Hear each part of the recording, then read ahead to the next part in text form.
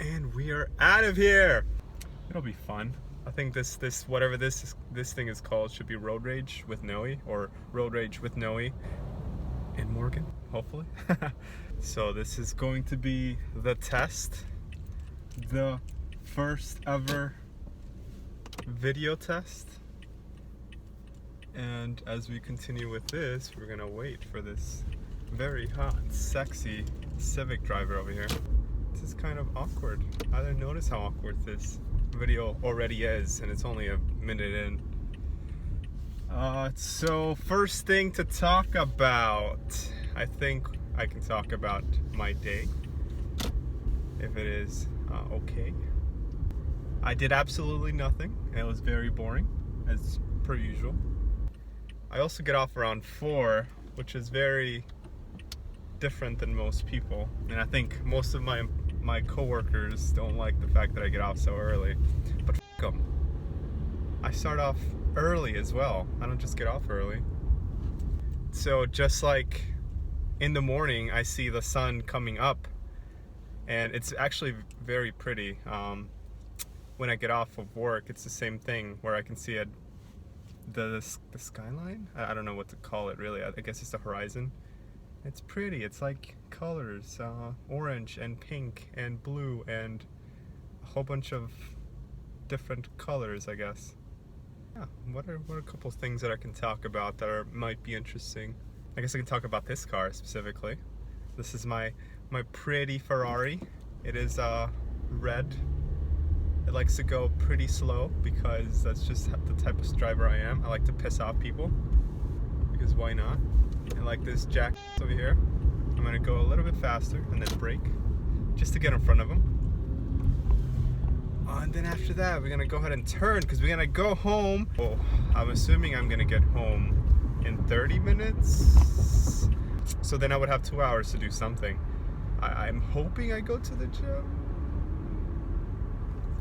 but I usually don't go to the gym because I'm too lazy for that. By the way, this is super illegal. You shouldn't be driving and whatever this is, because you're paying attention to the camera, you're also paying attention to the road, or losing attention at one of those two things, which is not good regardless. Because 1, you can get terrible video, or 2, you can crash. Hopefully not die, but crash indefinitely.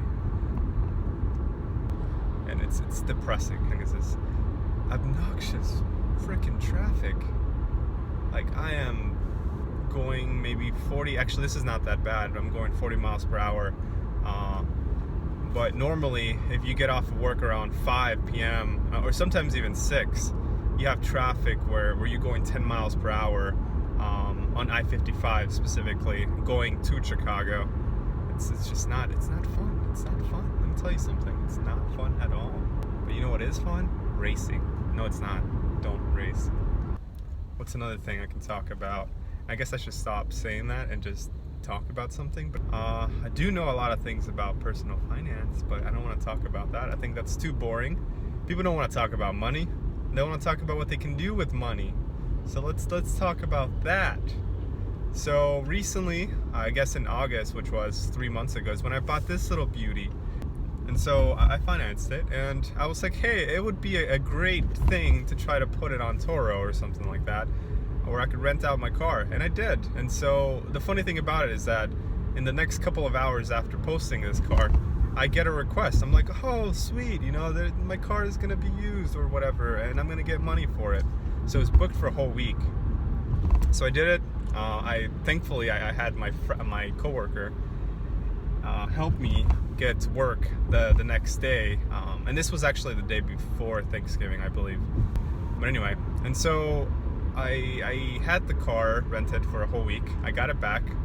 I got it back this Sunday.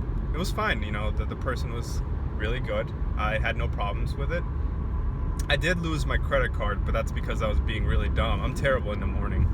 I can barely figure out my name or where the toothbrush is or where it should be going. But anyway, so I got my credit card. It was actually still in my car, thankfully, and it wasn't like in a random gas station, because for some reason I thought, hey, it would be best to wash my car an hour, or actually 5 minutes before the car needs to be dropped off at the renter's place. And so I did that at 6 in the morning. Actually, it was maybe a little bit before that. I just completely forgot where I put my credit card. But I think what happened was that it was in my pocket, and since I just have the worst luck with pants, because everything in my pants usually falls out. It's just a common thing in my life. And so I found it the day of that I got the car back. I found it right next to the door, I suppose, but really it was below the car seat, the driver's side, that is. And so I was very happy. So another thing I want to talk about, I guess, is Chicago in general. Yay! Chicago. There are very mixed feelings about it, really. Some people think it's a dangerous place. Some people think it's an amazing place. I agree with both parties. I think really any place is both safe, fun, pretty much anything you want it to be. It's really about what you make out of it. And I guess that's just like a sappy way of saying it, or, you know, just the optimistic way. Not really, because optimists wouldn't say it's a dangerous place. And I see this lady over there just yelling. I'm assuming she's also doing the same thing. Maybe we're both doing the same thing. Maybe we're both gonna join, and we're like, hey, we're road raging through this traffic, and we're having fun, right? That's what you do when you're in traffic. You have fun. Anyway, so yes, Chicago. I think, you know, I could do without the traffic, but I do like it. You get to meet a lot of interesting people. For instance, I got to meet, I don't know, various cultures. Well, actually, that's a big one.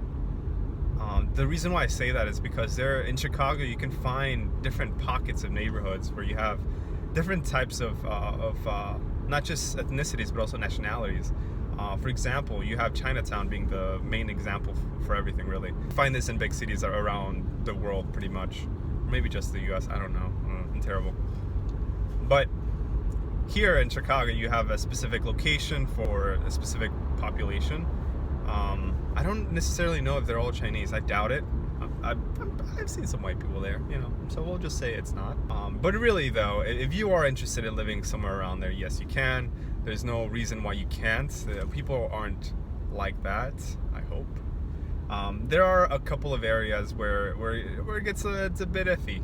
For instance, downtown Chicago, oh man, you have one pocket of very rich people, which I actually haven't discovered yet. But I've heard a lot about it. I've heard that these guys are just, you know, into having fun, into making a lot of money. How do you make the money? I have no idea. I would love to know, but then again, I wouldn't, because there's that whole thing where I would tell you, but I would have to kill you, maybe? I don't know. I could be wrong, I could be right. I hope I'm not right. Anyway, so aside from that, you also get I guess the disparities, right? Even though I did touch a bit about that. You get the very rich against the very poor. So you have neighborhoods that are very poor, but let me tell you something. Those places are actually where the most culture is, I suppose. For instance, Pilsen, which is a huge neighborhood now, or not huge, but really popular, as I like to call it, the hot neighborhood. Before, it used to be very dangerous, and even in fact right now it's not as good. And good, I'm saying it that way because it's not, depends on what you think of good. It's not the best place to live, because there are gangs and, you know, other violent related people, or just actions in general, that are around that area. But for some reason, actually, I have a couple of theories behind it. I think it's because of UIC. UIC is very close to it. In fact, it's right next to it.